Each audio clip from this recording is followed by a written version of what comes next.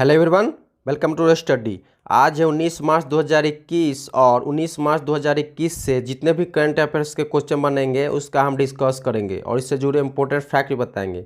और अगर आप हमारे इस चैनल पर नए हैं तो इस चैनल को सब्सक्राइब करें, लाइक करें और दोस्तों में शेयर करें। और अगर आपको पीडीएफ चाहिए तो पीडीएफ हमारे चैनल के डिस्क्रिप्शन बॉक्स में मिल जाएंगे, तो आप वहाँ से जाकर पीडीएफ डाउनलोड कर सकते हैं। तो चलिए शुरू करते हैं। फर्स्ट क्वेश्चन है, पूर्व प्रधानमंत्री महमूद अहमद का निधन हो गया है। वह किस देश के प्रधानमंत्री थे? बांग्लादेश। बैरिस्टर महमूद अहमद, जिन्होंने बांग्लादेश सरकार में छोटी छोटी अवधि के लिए कई राजनीतिक पद संभाले थे, उनका हाल ही में निधन हो गया है और उन्होंने बांग्लादेश के प्रधानमंत्री के पद पर 1988 से 1989 के बीच रहे। वहीं बांग्लादेश के उपराष्ट्रपति के पद पर 1989 से 1990 के बीच और उप प्रधानमंत्री के पद पर 1976 से 1978 के बीच और कानून और न्याय मंत्री के रूप में 1987 से 1988 के बीच रहे।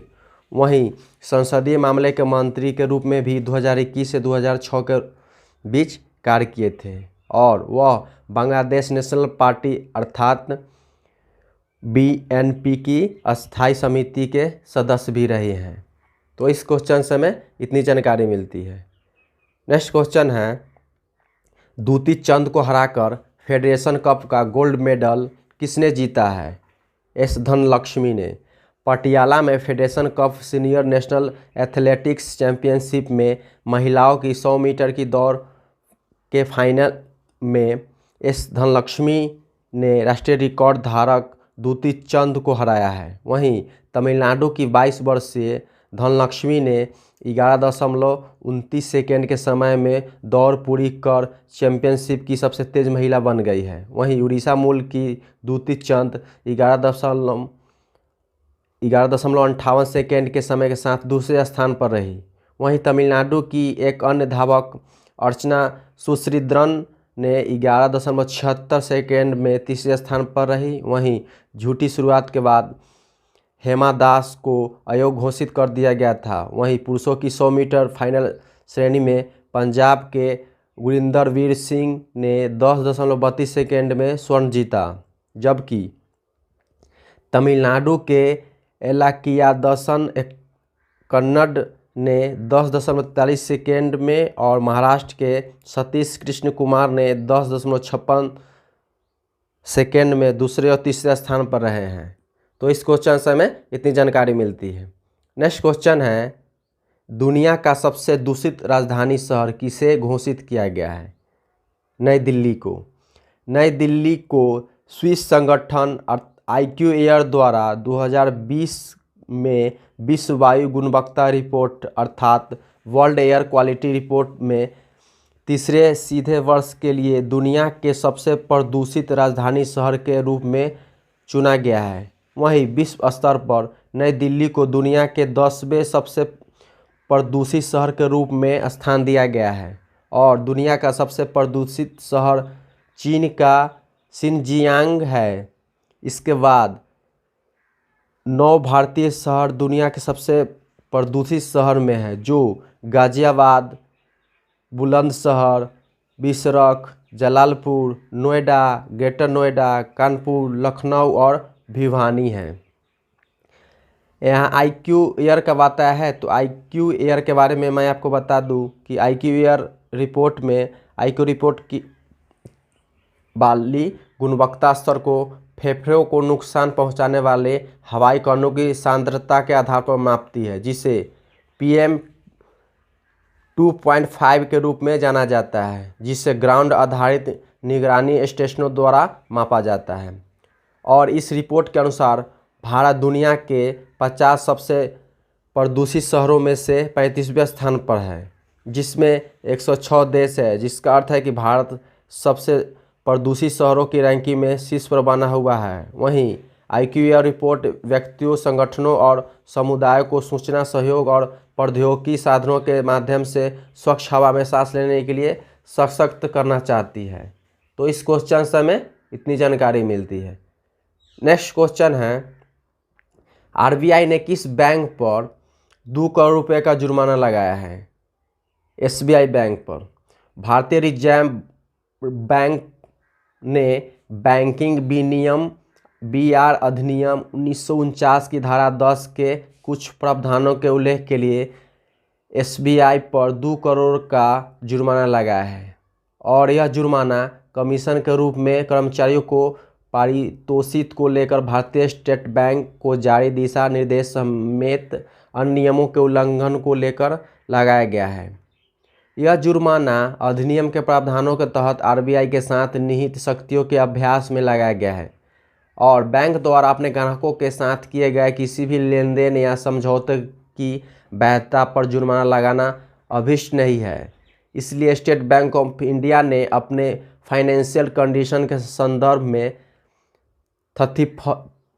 31 मार्च 2017 और 31 मार्च 2018 को संवैधानिक निरीक्षण के अंतर्गत आया था और यह जोखिम मूल्यांकन रिपोर्ट अर्थात रिस्क असेसमेंट रिपोर्ट से संबंधित थी। RBI ने स्टेट बैंक से यह भी पूछा था कि उसके ऊपर फाइन क्यों नहीं लगाया जाए, साथ ही वह अपने कर्मचारियों को पारितोषिक भुगतान की भी व्याख्या करेंगे। यहाँ RBI का बात आया है तो RBI के बारे में मैं आपको बता दूं कि RBI का full form reserve bank of India होता है और RBI के 25वें गवर्नर शक्तिकांत दास है। RBI का मुख्यालय मुंबई में स्थापित है और RBI का स्थापना 1 अप्रैल 1935 को कोलकाता में हुआ था।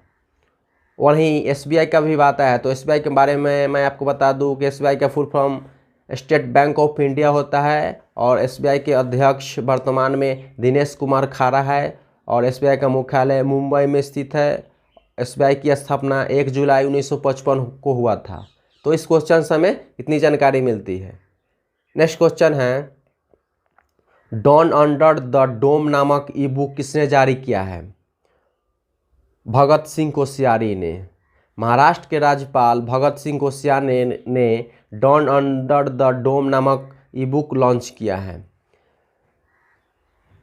वहीं भगत सिंह कोश्यारी ने एक डिजिटल ई पुस्तक का विमोचन भी किया है जिसका शीर्षक डॉन अंडर द डोम है।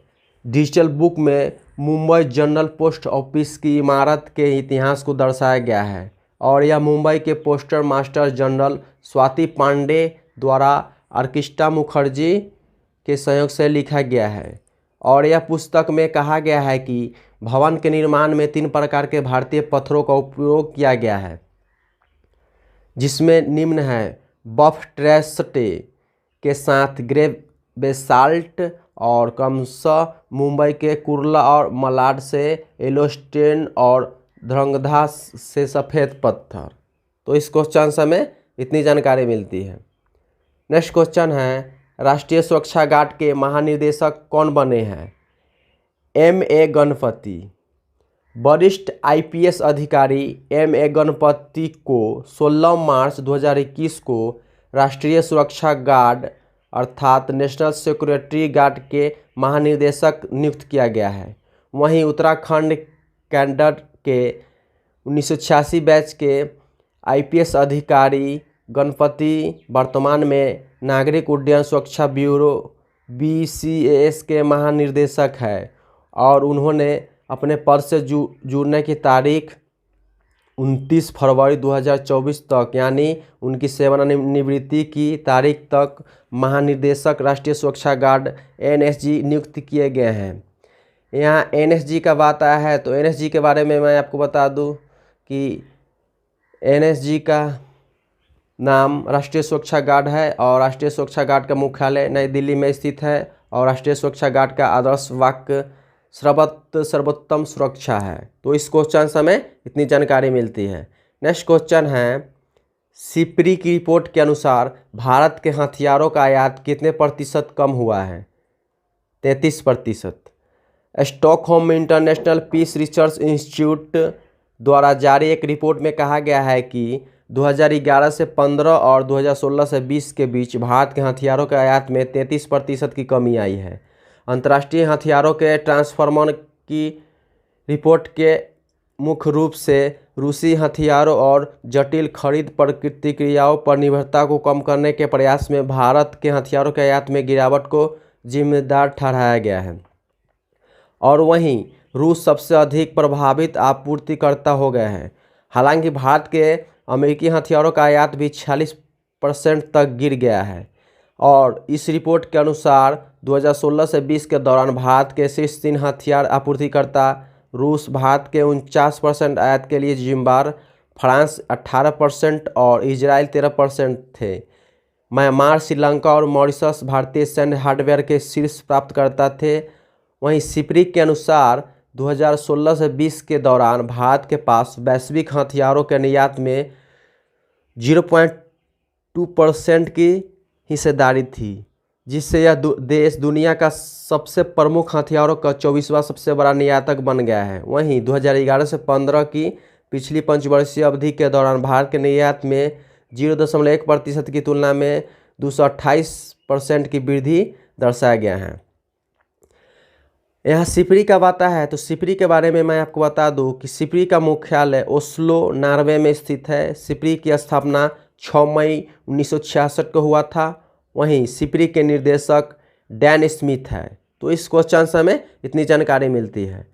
नेक्स्ट क्वेश्चन है, वैश्विक पुनरावर्तन दिवस कब मनाया जाता है? वैश्विक पुनरावर्तन दिवस 18 मार्च को मनाया जाता है।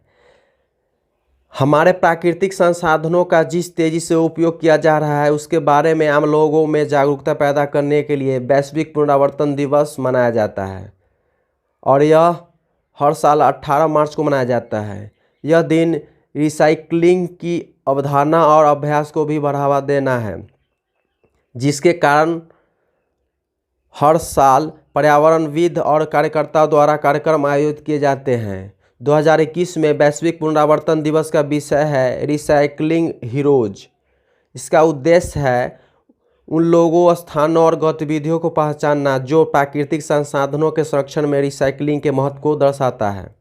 वहीं रिसाइक्लिंग ने हर साल 700 मिलियन टन से अधिक कार्बन उत्सर्जन को कम करने में मदद किया है। वहीं विशेष रूप से रिसाइक्लिंग उपयोग में दुनिया भर में 1.6% मिलियन से अधिक लोग कार्यरत हैं और इस दशक में रिसाइक्लिंग का वार्षिक योगदान बढ़कर $400 बिलियन हो गया है। तो इस क्वेश्चन से हमें इतनी जानकारी मिलती है। नेक्स्ट क्वेश्चन है, बैटल रेडी फॉर 21 सेंचुरी पुस्तक का विमोचन किसके द्वारा किया गया है? बिपिन सिंह रावत, बिपिन रावत द्वारा। मैं आपको यहाँ बता दूँ कि लेफ्टिनेंट जनरल AK सिंह द्वारा प्रतिष्ठित फेलो CLAWS और brigadier Narendra Kumar visiting fellow द्वारा संपादित बैटल रेडी फॉर 21 सेंचुरी नामक एक पुस्तक का जनरल विमोचन जनरल बिपिन रावत द्वारा किया गया है। वहीं इस पुस्तक में भविष्य के संघर्षों के रणनीति प्रबंधन के लिए वैचारिक ढांचे को पूरा करते हुए दर्शाया गया है। इस पुस्तक का सार है बैटल रेडी फॉर 21 सेंचुरी और इस पुस्तक ने संघर्ष, उभरते क्षमताओं और ध्यान केंद्रित करने वाले मुद्दों की सावधानी से परीक्षा के लिए उभरते हुए क्षेत्रों को चिन्हित करने और परिभाषित करने का प्रयास किया है और व्यवहारिक अनुभव और डोमेन विशेषज्ञताओं वाले लेखकों ने भूमि, वायु, समुद्र, अंतरिक्ष, साइबर डोमेन और यहाँ तक कि संज्ञात्मक डोमेन पर उभरती सुरक्षा चुनौतियों से भारत को सुरक्षा करने के लिए आवश्यक तरीकों को परिभाषित करने और सुझाव देने का प्रयास किया है। वहीं इस पुस्तक में भविष्य के संघर्षों पर आधारित जिसका सामना भारत को करना पड़ सकता है और आकस्मिक युद्धों को रोकने के लिए क्षमताओं का निर्माण करना पड़ सकता है। तो इस क्वेश्चन से हमें इतनी जानकारी मिलती है। नेक्स्ट क्वेश्चन है,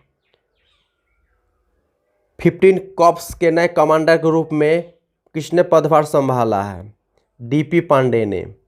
लेफ्टिनेंट जनरल DP पांडे ने लेफ्टिनेंट जनरल BS राजू से रणनीति कश्मीरी आधारित 15 कॉर्प्स की कमान संभाल ली है।